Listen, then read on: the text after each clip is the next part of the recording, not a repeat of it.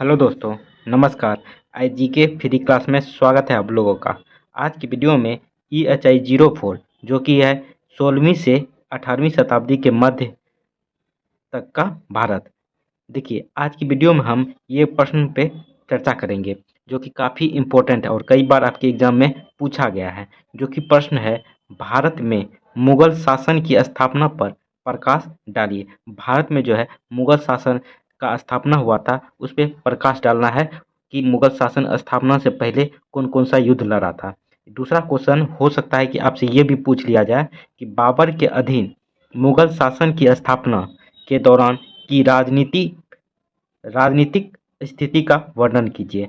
बाबर के अधीन जो मुगल शासन की स्थापना और राजनीतिक स्थिति का जो है वर्णन करना है। इन दो प्रश्नों का उत्तर एक ही होगा। यदि दोनों में से कोई एक प्रश्न आपसे पूछता है तो उसका आंसर एक ही होगा, जो हम आपको बताएंगे। देखिए, ये प्रश्न जो है आपको 20 नंबर दिला सकता है और कई बार आपके एग्जाम में पूछा गया। आप प्रीवियस ईयर का क्वेश्चन पेपर देखे होंगे तो ये क्वेश्चन आया हुआ है आपके एग्जाम में, इसलिए आपको बता रहे हैं। ध्यान से देखिए। उससे पहले एक छोटा सा रिक्वेस्ट है आप लोग से कि जो भी न्यू स्टूडेंट इस चैनल पे पहली बार आए हैं, चैनल को सब्सक्राइब कर दें, वीडियो को लाइक कर दें। आइए देखते हैं इसका उत्तर। देखिए, बाबर के आक्रमण के साथ ही भारत में मुगल शासन की नींव पड़ गई। पानीपत के युद्ध 1526 ईस्वी से पहले बाबर ने भारत पर 4 बार आक्रमण किए। बाबर ने प्रथम विजय हिंदुस्तान के प्रवेश द्वार मीरा 1519-20 पर प्राप्त की थी। बाबर ने पहली बार जो है भारत पे विजय विजय हिंदुस्तान के प्रवेश द्वार पर मीरा 1519-20 में प्राप्त कर ली थी। फिर सियालकोटा 1520 तथा इसके बाद लाहौर 1524 पर अधिकार प्राप्त किया। देखिए, पहले जो है बाबर सिर्फ धन लूटने के लिए आता था। जब यहाँ का राजनीतिक स्थिति का पता चला तो यहाँ पर अपना साम्राज्य स्थापित करने का उसको एक अंशा मतलब उसको मन में हुआ कि भारत में भी उसका साम्राज्य का विस्तार हो। देखिए, बाबर के इन सभी आक्रमणों का उद्देश्य मात्र धन अर्जित करना नहीं था, बल्कि भारत पर साम्राज्य स्थापित करना था। यह बात उसके 2 निम्न युद्धों द्वारा स्पष्ट होती है। कौन कौन सा युद्ध है उसके बारे में देखते हैं। देखिए, पानीपत का युद्ध इब्राहिम लोदी एवं बाबर की सेनाओं के बीच पानीपत के ऐतिहासिक मैदान में हुआ। कुछ ही घंटों में बाबर ने इस युद्ध में आगे देखते हैं। इस युद्ध में विजय प्राप्त कर ली कुछ ही घंटों में, क्योंकि बाबर ने वहां से तोप लाया था। तोप का पहली बार युद्ध बाबर ने ही किया था भारत में, तो तोप के सामने इब्राहिम लोदी जो है टिक नहीं पाया, इसलिए कुछ ही घंटों में बाबर ने यह युद्ध जीत लिया था। देखिए, यह लड़ाई युद्ध कला में बाबर की निपुणता को प्रदर्शित करती है। संख्या में कम होने के बावजूद उसका संगठन उच्च कोटि का था। बाबर का जो है सेना का संख्या कम था, इब्राहिम लोदी का ज़्यादा था, फिर भी उसका संगठन उच्च कोटि का था। ठीक है। देखिए, इब्राहिम लोदी की सेना संख्या में बाबर की सेना से बहुत अधिक होने के बावजूद भी युद्ध के मैदान में अच्छा प्रदर्शन नहीं कर पाई। बाबर ने सफलतापूर्वक रूमी ओटोमन युद्ध पद्धति का प्रयोग किया। बाबर ने सफलतापूर्वक जो है रूमी ओटोमन युद्ध का प्रयोग किया था इब्राहिम लोदी के विरोध में। जैसे कि अफगान सेनाओं ने दाहिने भाग पर आक्रमण किया, बाबर ने तुरंत अब्दुल अजीज के नेतृत्व में अपनी सुरक्षित सेनाओं को आगे बढ़ने का आदेश दिया। अफगान सेनाएं संख्या में अधिक होने के बावजूद न आगे बढ़ सकी और न ही पीछे। आगे देखते हैं। देखिए, बाबर ने इस स्थिति का भरपूर फायदा उठाया तथा उसके दाएं एवं बाएं दोनों भागों ने अफगान सेना पर शीघ्रता से पीछे से हमला बोल दिया। इसी के साथ तोप से आग के गोले बरसाए जाने प्रारंभ कर दिए गए। इससे संपूर्ण अफगान सेना तुरंत निष्क्रिय हो गई। बाबर के अनुसार इब्राहिम लोदी सहित अफगान सेना के 20,000 सैनिक मारे गए। बाबर के तोपखाने की अपेक्षा युद्ध में उसकी सर्वोच्च युद्ध नीति तथा घोड़े पर सवार धनुर्धारियों ने निर्णायक भूमिका निभाई युद्ध जीतने में। तो बाबर जो है युद्ध नीति एक बना के फील्ड में आता था, ऐसा नहीं कि लेके आ गया युद्ध लड़ने के, नहीं, वो युद्ध नीति अपना के आता था। इसलिए बाबर भारत में 4 युद्ध लड़ा और चारों में विजय प्राप्त किया। तो आइए आगे देखते हैं। देखिए, पानीपत के युद्ध में बाबर द्वारा अपनाई गई युद्ध प्रणाली। तो पानीपत के युद्ध में जो बाबर के द्वारा अपनाई गई थी, क्या कौन सा प्रणाली युद्ध जीतने के लिए, उस पे देखते हैं। देखिए, यद्यपि औपचारिक रूप से पानीपत के युद्ध से भारत में मुगल शासन स्थापित हो गया, किंतु यह आगामी वर्षों में होने वाले युद्धों में मात्र प्रथम था। दृष्टांत के रूप में इस विजय को सुनिश्चित करने के लिए मेवाड़ के राणा संगा पर तथा दिल्ली एवं आगरा और उसके आसपास के सरदारों पर विजय प्राप्त करना भी समान रूप से महत्वपूर्ण था। दूसरे महत्वपूर्ण प्रतिद्वंदी पूर्वी भारत के राज्य थे। इन सब के अलावा बाबर के स्वयं के कुलीनों की समस्याओं में भी वृद्धि हो रही थी। देखिए, बाबर और राजपूत के बीच में भी युद्ध लड़ा गया था, क्योंकि बाबर यहाँ अपना साम्राज्य स्थापित करना चाहता था। उन्हें लगता था कि जब तक राजपूत नहीं हारेगा तब तक वो अपना यहाँ पे साम्राज्य स्थापित नहीं कर सकता है, तो वह राजपूतों से भी युद्ध लड़ा था। देखिए, बाबर तथा राजपूत राज्य। मेवाड़ के राणा संगा और बाबर के मध्य इब्राहिम लोदी के विरुद्ध समझौता करने के लिए सहमति हुई, किंतु राणा संगा बाद में पीछे हट गया। राणा को आशा थी कि बाबर काबुल वापस लौट जाएगा। राणा संगा ही बाबर को भारत में बुलाया था इब्राहिम लोदी को हराने के लिए। राणा संगा को लगता था कि बाबर यहाँ से धन लूट के, उसका राजपाट का धन लूट के वापस लौट जाएगा, परंतु उसकी आशा के विपरीत वहाँ पे बाबर अपना साम्राज्य स्थापित करने लगा।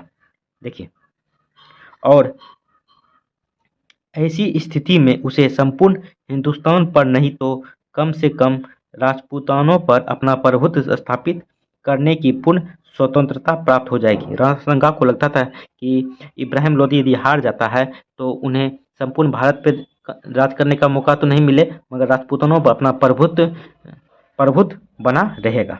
देखिए आगे, किंतु बाबर के वापस न जाने के निर्णय से राणा संगा की अभिलाषाओं को गहरा आघात लगा। बाबर भी इस तथ्य से भली भांति परिचित था कि उसके लिए अपनी स्थिति को सुदृढ़ करना तब तक असंभव होगा जब तक कि वह राणा संगा की शक्ति, आगे देखते हैं। देखिए, को नष्ट नहीं कर देता। राणा ने अफगान सरदारों की मदद से बाबर के विरुद्ध महासंघ की स्थापना करने में सफलता प्राप्त कर ली।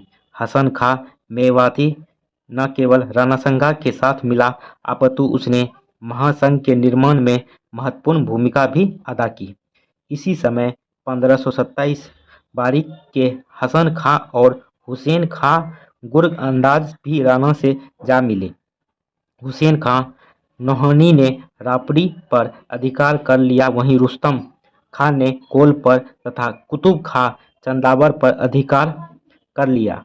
पूर्वी अफगानों पर भी इतना अधिक दबाव था कि सुल्तान मोहम्मद दुलदई को कन्नौज छोड़ना पड़ा और वह बाबर के साथ शामिल हो गया। अब्दुल अजीज तथा मुहिब अली जो बाबर के सेनापति थे, बयाना में उसकी पराजय और उनके द्वारा राजपूत सेनाओं के शौर्य की प्रशंसा ने बाबर की सेना को हतोत्साहित कर दिया। देखिए, वहाँ पे जो बाबर का सेना गया तो बाबर का सेना एक बार हार गया, तो वह बाबर का जो सेनापति था उसने राजपूत के शौर्य की प्रशंसा की, जिसके कारण बाबर की सेना जो है हतोत्साहित हो गया।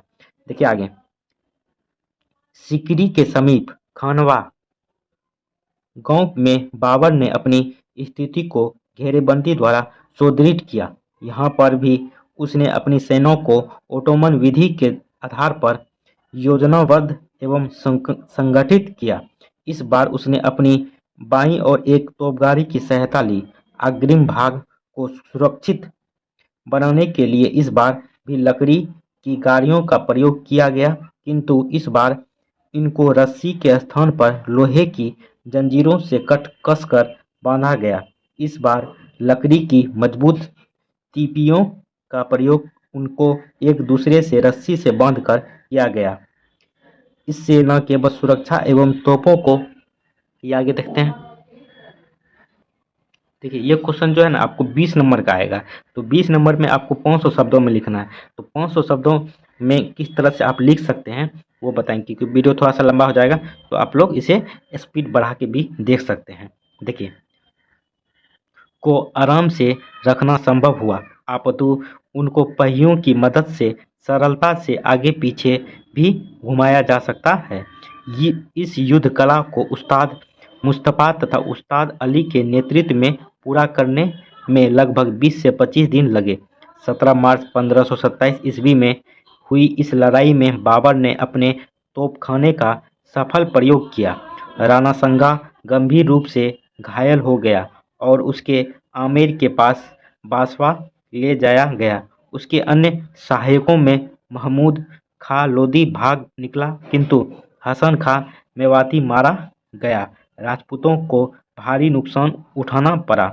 वास्तव में सेना की ऐसी कई टुकड़ियां न थी जिसका सेनापति मारा न गया हो। देखिए आगे, देखिए, खानवा के युद्ध में यद्यपि मेवाड़ के राजपूतों को भारी आघात पहुंचा था, किंतु मालवा में मेदिनी राय अभी भी निश्चित रूप से शक्तिशाली था। 1528 में चंदेरी के युद्ध में यद्यपि राजपूतों ने अपने पूरे पराक्रम के साथ युद्ध किया, किंतु बाबर ने मेदिनी राय पर सरलता से विजय प्राप्त कर ली। राजपूताना में विद्रोही ताकतें मेदिनी राय की पराजय के साथ ही पूर्णतः विखंडित हो गया। देखिए, बाबर और तथा अफगान सरदार के बीच में भी युद्ध लड़ा गया था। देखिए, अफगानों को दिल्ली को समर्पित करना पड़ा, किंतु फिर भी वे बिहार एवं जैनपुर के उन क्षेत्रों में जहां सुल्तान, आगे देखते हैं। देखिए, मोहम्मद नौहानी के नेतृत्व में नौहानी अफगानों का प्रभुत्व था, वहाँ काफ़ी शक्तिशाली थे। चुनार, जैनपुर तथा अवध के अफगान नौहानी अफगानों के साथ मिलकर मुगल शक्ति का संयुक्त विरोध करने के लिए तैयार नहीं थे, बल्कि उन्होंने 1527 ईस्वी में कायरतापूर्वक हुमायूं के सम्मुख समर्पण कर दिया। इसी बीच 1528 ईस्वी में सुल्तान मोहम्मद नौहानी की मृत्यु हो गई, जिसने नौहानियों को असंगठित कर दिया, क्योंकि उसका पुत्र जलाल खां नाबालिग था।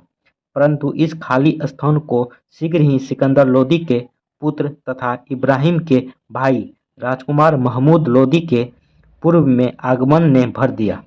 इससे गैर नौहानी अफगान, जो पहले नौहानियों के साथ सहयोग करने में थोड़ा हिचकिचा रहे थे, महमूद लोदी के नेतृत्व को स्वीकार करने को तैयार हो गए। इसके अतिरिक्त बब्बन बायजीद तथा फतह खां सारवानी जैसे नौहानी अफगान, जो जलाल के बंगाल चले जाने पर नेतृत्व विहीन हो गए थे, ने भी महमूद का स्वागत किया। आइए आगे देखते हैं। देखिए, तत्कालीन बंगाल शासक नुसरत शाह, जो बाहरी रूप से बाबर के साथ मैत्रीपूर्ण संबंधों का दिखावा कर रहा था, गुप्त रूप से उसने बाबर के प्रति शत्रुतापूर्ण उपाय ही अपनाए।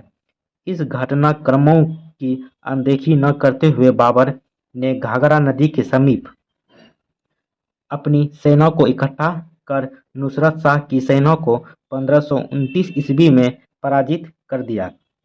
इस प्रकार अफगान नुसरत गठबंधन कर टूट गया और नुसरत खां को उन अफगानों का, आगे देखते हैं, देखिए, समर्पण करना पड़ा जिन्होंने उसके राज्य में शरण ली हुई थी। इससे अफगानों का मनोबल पूर्णतः टूट गया। यद्यपि बब्बन ने बायजीद ने अवध में मुगल शक्ति का प्रतिरोध करने का प्रयास किया, लेकिन जब उन पर मुगल दबाव डाला गया तो वे भी महमूद के पास भाग गए। इस प्रकार बाबर ने 4 वर्षों के अंदर समस्त विरोधी शक्तियों को कुचलने में सफलता प्राप्त की और वह अब स्वयं को दिल्ली में सुदृढ़ करने की योजना बना सकता था। किंतु 29 दिसंबर 1530 ईस्वी में उसकी मृत्यु होने के कारण उसने शासन करने का उचित अवसर प्राप्त ना हो सका। तो देख लिए बाबर किस तरह से अपना राजनीतिक या मुगल शासन का किस तरह से स्थापना हुआ। 4 युद्ध लड़ा गया, चारों युद्ध का संपूर्ण जानकारी दिए हैं, क्योंकि ये जो है क्वेश्चन 20 नंबर में आपको पूछा जा सकता है। 20 नंबर में पूछेगा तो आपको 500 शब्दों में लिखना है। तो आगे आने वाला वीडियो में आपको हम ये क्वेश्चन बताएंगे जो कि काफ़ी इम्पोर्टेंट है। मुगल कालीन कृषि आधारित उत्पादन की चर्चा कीजिए। मुगल काल में जो कृषि आधारित उत्पादन था उनका चर्चा करना, या यही क्वेश्चन दोनों में से कोई क्वेश्चन आ सकता है। दूसरा है मुगल काल में कपड़ा उत्पादन पर टिप्पणी लिखी। इन दोनों में से कोई एक क्वेश्चन आएगा तो एक ही आंसर होगा। ये भी 20 नंबर में पूछा जा सकता है। तो इसके लिए क्या करना है, वीडियो को लाइक करना है, चैनल को सब्सक्राइब करना है। आप मेरे टेलीग्राम चैनल से भी जुड़ सकते हैं, क्योंकि जब ये वीडियो बनाएंगे उसका लिंक शेयर करेंगे टेलीग्राम पे, तो वहाँ से आप देख सकते हैं। तो टेलीग्राम का लिंक डिस्क्रिप्शन बॉक्स में है, वहाँ से जुड़िए। चलिए, कैसा लगा वीडियो वो भी कमेंट करके आप लोग ज़रूर बताएं। चलिए, थैंक यू, जय हिंद।